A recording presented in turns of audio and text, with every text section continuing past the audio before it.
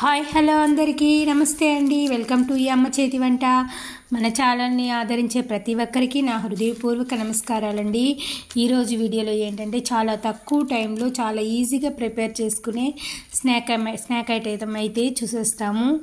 మనం ఇక్కడ ఆలు బజ్జీ అయితే ఎలా చేసుకోవాలైతే చూస్తామండి. నేను ఒకైతే పెద్ద ఆలుగడ్డని అయితే తీసుకున్నాను. పెద్ద ఆలుగడ్డని బాగా క్లీన్ చేసుకొని పైన పొట్టంతా వాష్ చేసి అయితే ఉంచుకున్నాను. స్లైజర్ ఉంటే స్లైజర్స్ అయితే కట్ చేసుకోవచ్చు, లేకపోతే మనం ఇంట్లో ఉన్న చాక్తోనైతే మెల్లగా అయితే స్లైజెస్ లాగా కట్ చేసుకొని అయితే ఉంచుకున్నాను. దీన్ని కట్ చేసుకున్న తర్వాత 2 times అయితే వాష్ చేసి అయితే పెట్టుకోవాలి. ఇలా వాష్ చేసిన తర్వాత ఉంచుకున్న తర్వాత ఒక బౌల్లో ఒక 100 grams అయితే శనగపిండి అయితే తీసుకున్నాను. నేను తీసుకున్న శనగపిండిలో నాకేం బియ్యం పిండి కలిసిందని అనిపించింది. అందువల్ల అయితే నేను బియ్యం పిండి అయితే స్కిప్ చేసేస్తున్నాను. బియ్యం పిండి కూడా కలుపుకోవచ్చు. ఇందులోకి తగినంత బియ్యం పిండి వేసుకోవచ్చు. పిండిలోకి తగినంత సాల్టు, ఒక 1/2 స్పూన్ కారము, చాట్ మసాలా కొంచెం.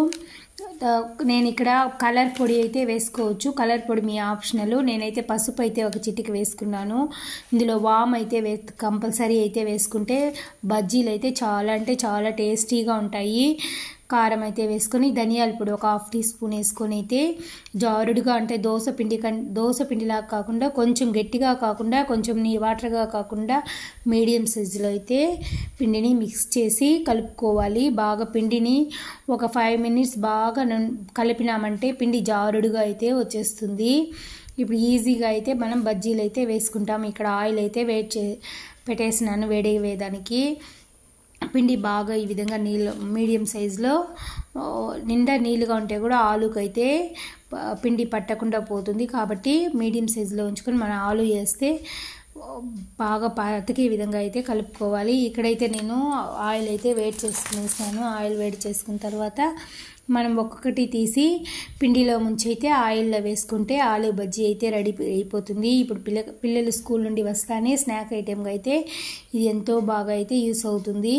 ఎంతో టేస్టీగా ఉంటుంది కాబట్టి పిల్లలు కూడా ఇష్టంగా ఒకటి కూడా వదలకుండా తినేస్తారు. అంత టేస్టీగా ఉంటాయి. ఈ వీడియో అయితే ప్రతి ఒక్కరికి ఈ వీడియో నచ్చింది అనుకుంటాను. ఈ రెసిపీ మీకు నచ్చిందంటే మీరు ఇంట్లో ట్రై చేసి మీకు ఎలా కుదిరిందో తప్పకుండా అయితే నాకు కామెంట్ చేయండి. ఈ వీడియో నచ్చితే ఒక లైక్ చేసి షేర్ చేయండి. మరిన్ని మంచి వీడియోల కోసం ఈ ఛానల్ అయితే సబ్స్క్రైబ్ చేసుకోండి. Thank you for watching.